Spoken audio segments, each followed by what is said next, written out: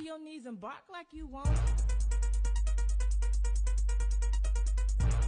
Let's talk about silver fillings by answering the comments on this video. This first comment says you should blame your parents because white fillings cost more than silver fillings. That is true. The second one says most insurances won't cover the white one. What happens is that insurances will cover a portion of the silver one and then they'll downgrade white to silver, meaning you as the patient need to pay the difference between the silver and the white one, or in this case, your parents. Maria says 15 years ago, white composite fillings weren't the standard. Okay, 15 years ago, white fillings definitely existed. The reason I know that is because my mom was a dentist and I graduated from dental school 15 years ago. My mom was doing white fillings way back in the day. And back in 2007, which is when I started dental school, they were already teaching white fillings as part of the curriculum. I also taught at USC's School of Dentistry until 2020, and 2020 is when they stopped teaching silver fillings altogether in the curriculum. I do think white fillings are way more technique sensitive, which I think is this next comment by Big Leo. Black fillings last longer, but looks worse. And Erla says that the silver fillings last longer than the white ones, and she's always had issues with white ones, whereas her silver ones have always been intact. White fillings, when done properly, do not just fall out of the tooth.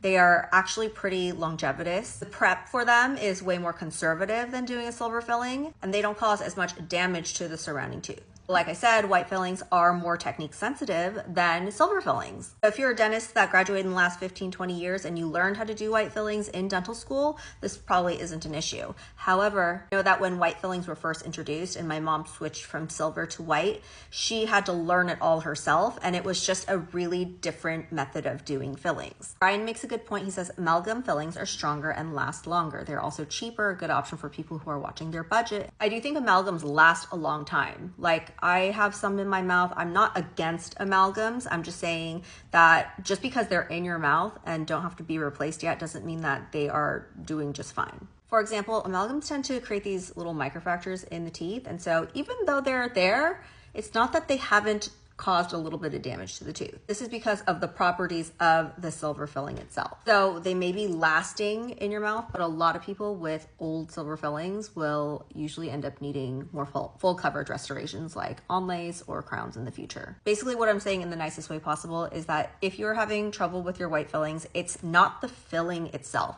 It is the operator. It's the person who's putting it in. It is the dentist. And not all dentists are equal. Some do, in fact, feel more comfortable using silver fillings. Would I ever get a silver filling now in today's day and age when there is such a thing as white fillings that have really, really good technology behind them?